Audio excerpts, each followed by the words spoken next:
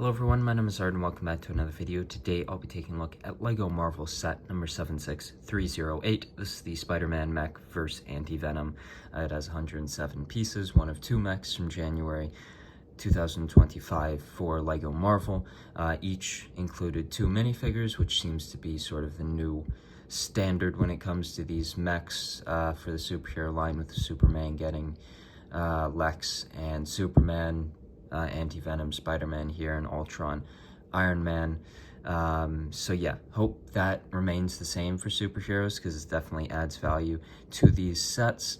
The choices for mechs this year for LEGO Marvel aren't all that exciting, considering that we've seen both of these characters' mechs multiple times before. Spider-Man in 2-packs, single packs, quite a few times. And also in this set, Spider-Man isn't anything special, which is sort of a little bit disappointing because of the suit emblem on this one, which is sort of very similar, at least color to me, in a lot of ways to the PS5 and PS4 Spider-Man suits. That torso Nexonite shield piece printed there on the chest of the mech just very much reminds me of that. And then the inclusion of Anti-Venom in this set, even more so when it comes to that Spider-Man 2 video game, that I would have loved to just see that suit included in this, especially, I don't know, the Iron Man one, you get two exclusive characters, even if the Iron Man isn't overly that special. Ultron's very cool, but Anti-Venom is very cool in this set, definitely the highlight of it. Now, the minifigure is quite simple, just torso, back torso printing, and then the face print, no leg print, but I don't really think that was all that necessary here for this one. It's got a little bit of a, sort of, I guess, a symbiote launching out of his hand there with the vine piece. It's a nice looking figure, very nice one, definitely the highlight of this set for me, and the reason why you'd pick it up, because really getting another Spider-Man mech is not all that exciting, nor is the figure itself, which is just the standard Spider-Man who we've seen the last few years, featuring the arm print, which it's been a few years and it still hasn't gotten any better. It's still quite dark compared to the rest of the suit. I really wish they started giving this suit dual molded legs. I just think it looks a lot better. We've seen it like that in a few sets, and I just think it improves the figure. Just the regular blue legs by themselves, I just don't think look all that great for a Spider-Man suit. But the mech itself, it's fine. It's smaller in stature mech to some of the others, or at least skinnier, especially with some of the pieces used for the legs, especially the feet, which are quite skinnier. The arms look fine. You've got the blue and red as you'd expect with Spider-Man. You have a bit of a point to attach the web piece that can attach to Spider-Man's hands, so you can attach this huge web to Spider-Man itself, which looks a little bit weird with the minifigure, less weird with the mech itself.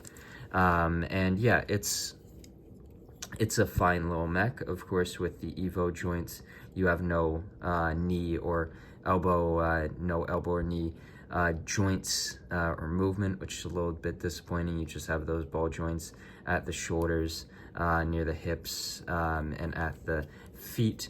So that does limit some of the mobility you would have had on a mech like this compared to one released a few years ago. This is a newer web piece that I believe was introduced with January with this set, as well as the bodega for Spider-Man Across the Spider-Verse. It's a plasticky rubber piece. It's very large, but it's meant so that you can fit an entire minifigure in there, which is, I think, a cool concept piece. It looks a little bit ridiculous. It's so big. It definitely looks a little bit strange. But yeah, it's a fine mech. It's a fine set. I think I would recommend it for Anti-Venom, but I would assume you can probably just pick up Anti-Venom from like a Bricklink store for a decently cheap price. Of course, at this point, less there, but like a year down the line, you can probably, I would assume, be able to get this figure for like $5. Now that's, what, $5 for the rest of the thing, and Spider-Man, and a Spider-Man mech. I don't see any issue just going out and picking this one up as it is, but if you just want to wait and get that Anti-Venom minifigure, that also would just make just as much sense, because the Spider-Man isn't anything special here. The mech itself is fine, but I don't know if anyone, unless it's your first time getting a Spider-Man mech, is all that interested in it. It's a solid set. I don't think it's the best mech of the wave, or of superheroes for January. I think Superman's my favorite, then probably the Iron Man and Ultron, then this one. Superman to me was just really cool. Not only is the Lex minifigure really good, I think the Superman's solid as well. But it's a DC set. I'm always going to tend to lean towards those, but especially when it's a character who we haven't seen in so many years, like Superman. But yeah, the Ultron one, the Ultron minifigure was amazing. I don't know if I can say Anti-Venom is an amazing figure. It's a cool figure. Very cool to get a character who we haven't gotten before, especially in these mechs. I love to see that in these mechs. I love it to continue into next year where we see superhero mechs of two characters who we haven't gotten before. I think, or character, like you put in a bigger character like an Ultron or a Spider-Man, and then you get that secondary character. I think the only mech that for me feels like a must-do for next year would be something like a Supergirl and Lobo one. I think that would be amazing. Now, that's definitely better to mention during like a Superman mech review, but for a Marvel mech next year, something like Bucky, with an additional character, or even do Sam Wilson as Captain America, with a Red Hulk figure, something like that, tying into stuff. Now, I think a Fantastic Four one would also be amazing, but I'm pretty sure we are getting a First Step set that includes all the members, so there's less there, I guess, to be. But like Silver Surfer or something would be really cool. I'm just trying to think of timely mechs that would work. Like, I love Daredevil. That's probably not going to happen, but like a Daredevil mech.